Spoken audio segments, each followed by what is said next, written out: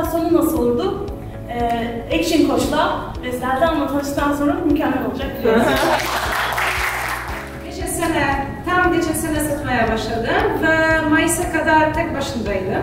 Her şeyi yapıyordum, tamam mı? Ve olmuyordu.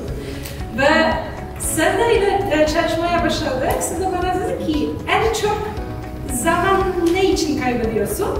Operasyon için. Mesela ayıcıkları paketleme, göndermem. Sonra bir tane asistan ekledim. Şimdi benimle çalışıyor. Ve 4 aydan beraberiz. Ve satışım %50 yükseldi. Geçen çeyrekte ne öğrendim? Yani tek başına her şey yapmayacaksın.